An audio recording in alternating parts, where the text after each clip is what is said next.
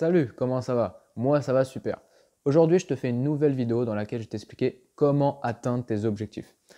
À la fin de la dernière vidéo, normalement tu es devenu chaud bouillant et ultra motivé pour réaliser tes projets. D'ailleurs si tu ne l'as pas déjà vu, je t'invite à cliquer sur le petit i juste au-dessus. Mais attends, ne pars pas, tu iras à la fin de la vidéo, hein. Alors dans cette vidéo je vais t'expliquer comment atteindre tes objectifs et ainsi être plus productif dans ce que tu fais. Tout d'abord, par rapport à la thématique de la chaîne, tu as peut-être une idée d'application mobile, d'un site web, ou tu as un business model que tu souhaites implémenter. Ou alors, ça peut être un tout autre objectif, hein, comme apprendre à danser, à dessiner, monter l'Everest, j'en sais rien, tu vois, c'est comme tu veux, jouer un instrument de musique. Voilà, tu as plein d'idées, et donc ça, c'est ton objectif final.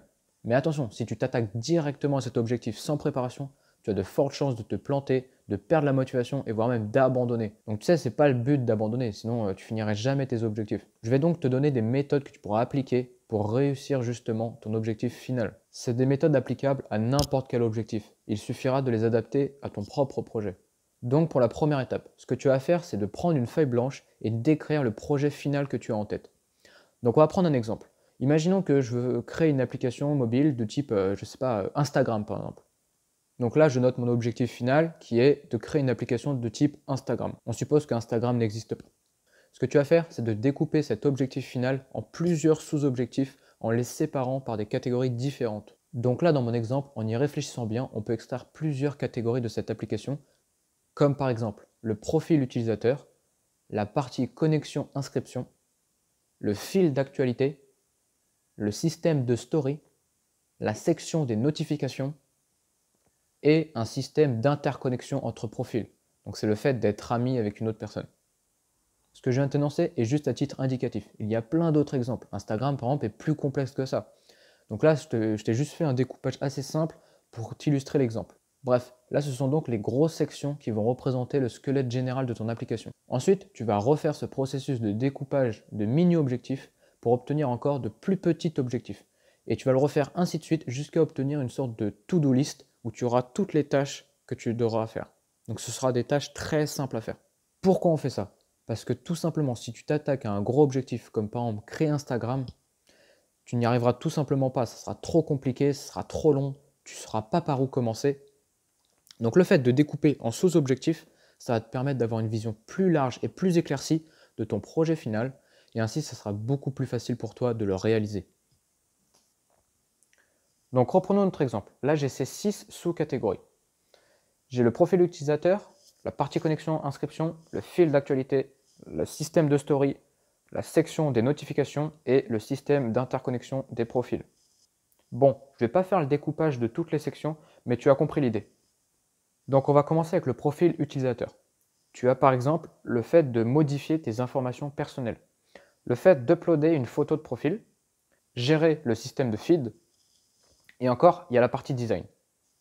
Ensuite, pour la partie connexion-inscription, on peut retrouver les API qui vont permettre de te connecter et de t'inscrire à ton profil. Donc il y a par exemple Google, Facebook, où ça peut être l'adresse mail et le mot de passe, voilà. Ensuite, il y a la gestion du profil dans la base de données. Il y a la gestion des erreurs par rapport au formulaire, par exemple. Et encore une fois, il y a la partie design. Et ensuite, voilà, tu fais ce même processus pour les autres catégories. Donc là, on vient d'organiser notre projet final qui était de créer une application de type Instagram. Donc comme tu peux le voir, plus on découpe en sous-objectifs, plus c'est facilement réalisable, tu trouves pas?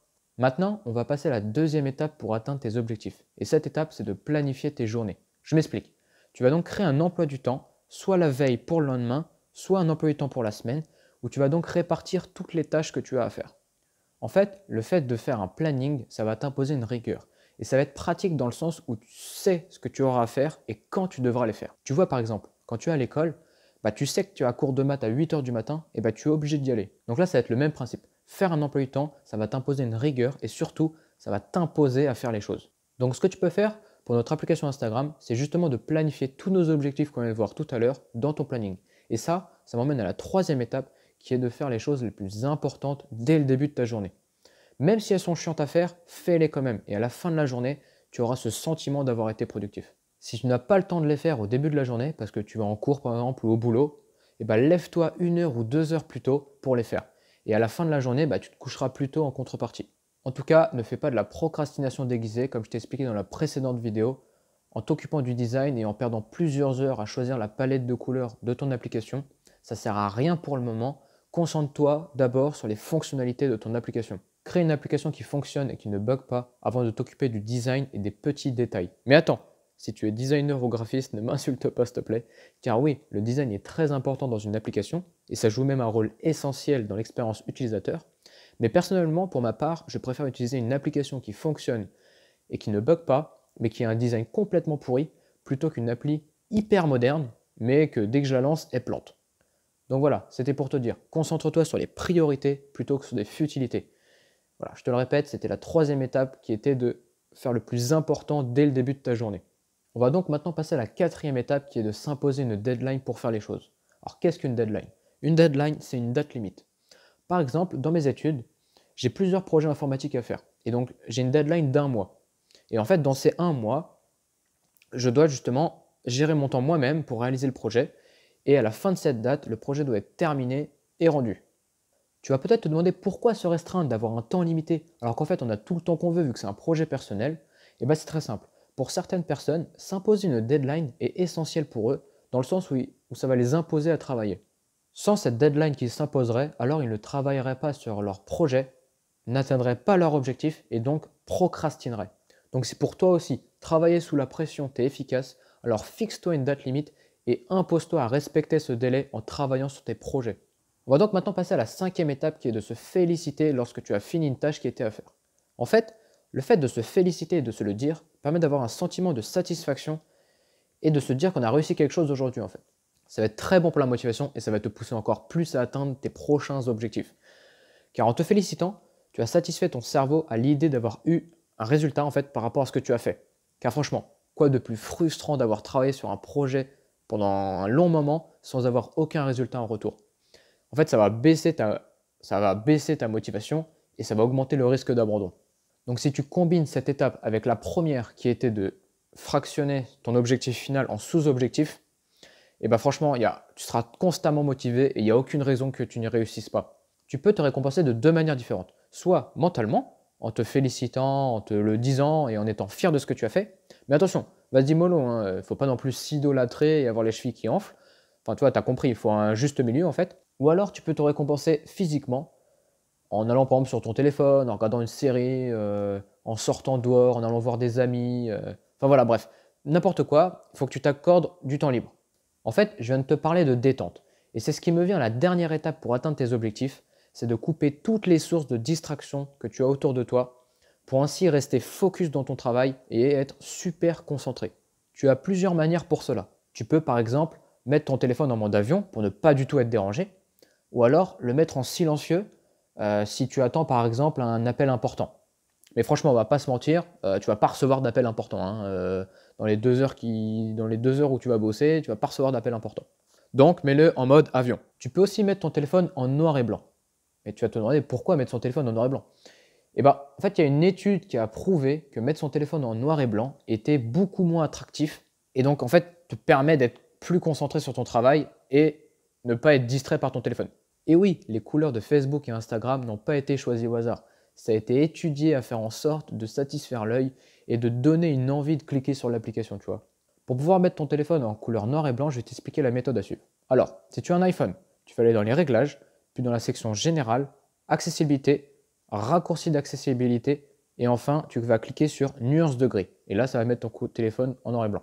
Ensuite, pour Android, il faut d'abord activer les options de développeur.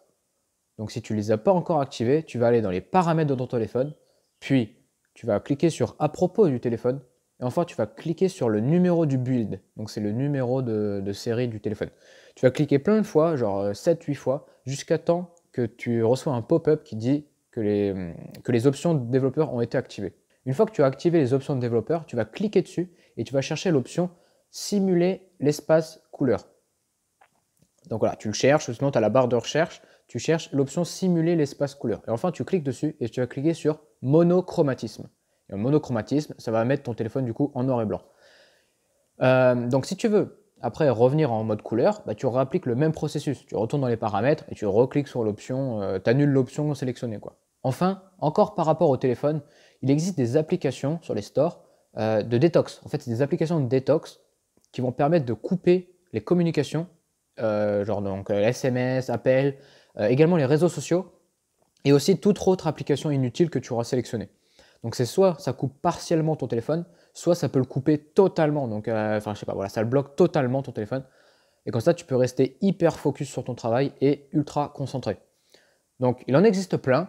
Voilà, alors je t'en ai sélectionné quelques-unes que tu peux retrouver sur l'Apple Store et le Google Play Store. Donc tu as Offtime, Space, Forest et Flipday. Donc je te laisserai tester ces applications si elles peuvent être utiles pour toi.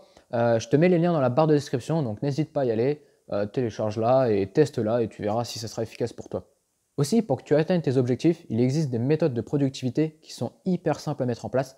Donc voilà, si ça t'intéresse, je te ferai une vidéo dédiée à ça un peu plus tard où je te présenterai plusieurs méthodes de productivité que tu pourras appliquer à ta vie. Donc pour conclure, je dirais que si tu veux atteindre tes objectifs et arrêter de procrastiner, il faut que tu sois organisé et que tu coupes toutes les distractions qui sont autour de toi pour rester focus sur ton travail. Donc ne passe pas ta journée devant Netflix, arrête d'être sur les réseaux sociaux ou jouer aux jeux vidéo toute la journée. Bref, ça t'apportera rien. Alors attention, dans la vidéo précédente, je t'ai dit qu'il fallait aussi du divertissement. Alors c'est nécessaire, on en a besoin, mais par contre il y a un temps pour tout. Et si tu veux atteindre tes objectifs, il faudra que tu consacres du temps justement à ce travail. Voilà, c'était 6 étapes que tu peux appliquer dès maintenant pour que tu arrives au bout de ce que tu veux entreprendre et ainsi être productif dans ce que tu fais. Si la vidéo t'a plu, bombarde-la moi de pouces bleus et suis-moi sur Facebook ou Instagram, là où je suis le plus actif et là où tu pourras me contacter. Et n'oublie pas non plus de t'abonner à la chaîne en cliquant sur le bouton s'abonner juste en dessous, là, juste en dessous, pour ne rater aucune vidéo, car je veux te délivrer du contenu de qualité pour que tu deviennes un développeur web ou mobile et que tu vives de tes business en ligne. Mais avant de rentrer dans le vif du sujet des thèmes de cette chaîne, il fallait que je te fasse ces 2 vidéos pour poser les bases. Allez, à la prochaine, reste connecté et code ta vie.